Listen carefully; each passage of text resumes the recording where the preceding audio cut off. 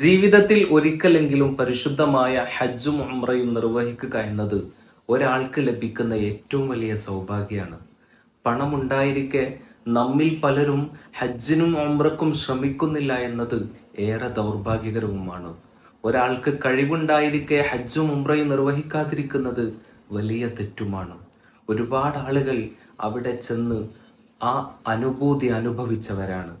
എന്നാൽ ഈ അടുത്ത് രാജൻ എന്ന് പറയുന്ന സഹോദര സമുദായത്തിലെ ഒരു വ്യക്തിയുടെ ഒരു പരാതി കേൾക്കുകയുണ്ടായി. അദ്ദേഹം ഈ ഒരു ചോദ്യം ഉന്നയിക്കുന്നത് അക്ബർ സാറിനോടാണ്.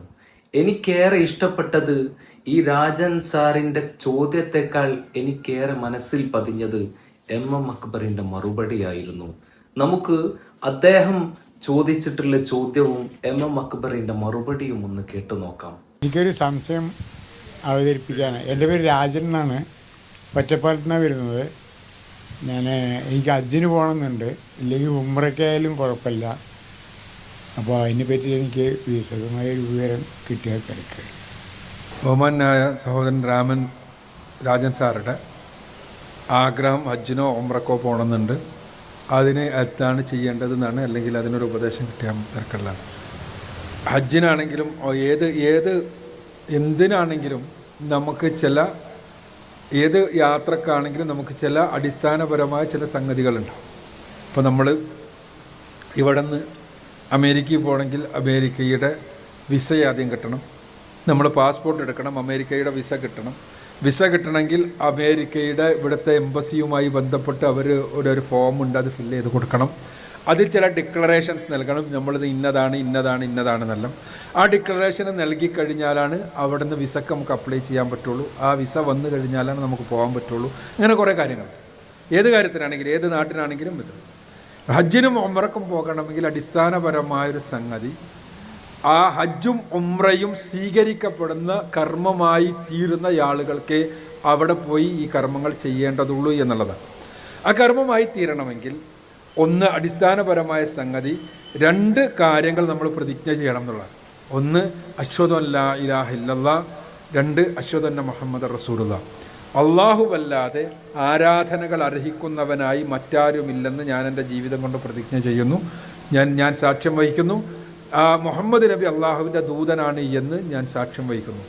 ഈ രണ്ട് സാക്ഷ്യവാചകങ്ങൾ മനസ്സിൽ ഉൾക്കൊണ്ട് ചൊല്ലിക്കഴിഞ്ഞാൽ മാത്രമേ ഒരാൾക്ക് ഹജ്ജും ഉംറയും ചെയ്യുവാനുള്ള അർഹതയും അനുമതിയും ലഭിക്കുകയുള്ളൂ. അത് ചെയ്തു കഴിഞ്ഞാൽ അതാണ് ആ രംഗത്തുള്ള അടിസ്ഥാനപരമായ കാര്യം. അത് കഴിഞ്ഞാൽ പിന്നീട് അതുമായി ബന്ധപ്പെട്ട് നിങ്ങൾക്ക് ഏത് ട്രാവൽസുമായി ആണോ ബന്ധമുള്ളത് അവരുമായി ബന്ധപ്പെട്ട് കഴിഞ്ഞാൽ ഇൻഷാ അല്ലാഹ് ഹജ്ജിനോ ഉംറക്കോ പോകാവുന്നതാണ്. ഇത് ഏറ്റവും അടിസ്ഥാനപരമായ കാര്യമാണ് എന്ന് മനസ്സിലാക്കുക. നോക്കൂ നിങ്ങൾ, എന്തു മനോഹരമായിട്ടാണ് അക്ബർ ഈ രാജൻ ചേട്ടനോട് മറുപടി കൊടുക്കുന്നത്. അദ്ദേഹം ചോദിക്കുന്നത്, എനിക്ക് ഹജ്ജ് ചെയ്യണം, അതല്ലെങ്കിൽ ഉംറയെങ്കിലും ജീവിതത്തിൽ ഒരു പ്രാവശ്യമെങ്കിലും ചെയ്യണം. മുസ്ലിമികളായ നമുക്ക് പോലും അതിയായ ആഗ്രഹം പലർക്കും ഇല്ലാത്ത ഈ ഒരു സംഭവം ഈ രാജൻ എന്ന് പറയുന്ന സഹോദര സമുദായത്തിലെ ഈ ഒരു വ്യക്തി ഹജ്ജിന്റെയും ഉംറയുടെയും മഹത്വം മനസ്സിലാക്കിക്കൊണ്ട് ചോദിക്കുകയാണ്. അവിടെ എത്താനുള്ള അതിയായ ആഗ്രഹം മനസ്സിൽ വെച്ച്. നമുക്കറിയാം, നമ്മുടെ ഇന്ത്യയിലെ തന്നെ പല പ്രമുഖ നേതാക്കളും ഈ ആവശ്യം ഉന്നയിച്ചിട്ടുണ്ട്. ഇന്ദിരാഗാന്ധി സൗദി ഗവൺമെന്റിനോട് ഈ ഒരു ആവശ്യം ഉന്നയിച്ചെങ്കിലും ഗവൺമെന്റ് ഇത് നിരസിക്കുകയായിരുന്നു. പല രാജ്യങ്ങളിൽ നിന്നുള്ള പ്രമുഖർ സൗദിക്ക് കത്തയക്കുകയും ഹജ്ജിനും ഉംറക്കുള്ള അവസരം ചോദിക്കാറുണ്ട്. പക്ഷേ സൗദി അത്തരത്തിലുള്ള ലോക പ്രമുഖർക്ക് പോലും അമുസ്ലിങ്ങളായ ആളുകൾക്ക് അവസരം കൊടുക്കാറില്ല. അത് തന്നെയാണ് അക്ബർ വളരെ സിമ്പിളായിട്ട് പറഞ്ഞത്. ഒരു പക്ഷേ അദ്ദേഹത്തിന്റെ ചോദ്യത്തിന് നിങ്ങൾക്കൊരിക്കലും ഹജ്ജ് ചെയ്യാൻ കഴിയില്ല എന്ന് പറഞ്ഞുകൊണ്ട് അക്ബറിനെ അവസാനിപ്പിക്കാമായിരുന്നു. അങ്ങനെ അദ്ദേഹം ചെയ്തിരുന്നുവെങ്കിൽ ആ രാജൻ ചേട്ടനെ വല്ലാതെ സങ്കടപ്പെടുമായിരുന്നു. പക്ഷെ പറയേണ്ടത് വളരെ മാന്യമായി സമാധാനപരമായി അദ്ദേഹം മറുപടി കൊടുക്കുകയും ഉണ്ടായി. അതെ, ഹജ്ജിനും ഉംറക്കും ഒരാൾക്ക് പോകണമെന്നുണ്ടെങ്കിൽ അവൻ മുസ്ലിം ആയിരിക്കണം, ഷഹാദത്ത് കലിമ ഉച്ചരിച്ച മുസ്ലിം ആയിരിക്കണം. അവർക്ക് മാത്രമേ സൗദി ഗവൺമെന്റ് ഈ ഹജ്ജിനും ഉംറക്കുള്ള അവസരം നൽകുന്നുള്ളൂ. എന്ത് തന്നെയായാലും വിവിധ ഉന്നതരടക്കം പല പ്രമുഖരും സഹോദര സമുദായത്തിൽ നിന്നുള്ള ഒരുപാട് ആളുകളും പരിശുദ്ധമാക്കപ്പെട്ട മഖ്ബൂലും മബ്റൂറുമായ ഹജ്ജിനും ഉംറക്കും ശ്രമിക്കുന്നവരുണ്ട്. പക്ഷേ അവർക്ക് മനസ്സിൽ അതിയായ ആഗ്രഹം ഉണ്ടായിട്ടും വിശ്വാസം അവരെ അതിന് അനുവദിക്കുന്നില്ല എന്നത് മാത്രം.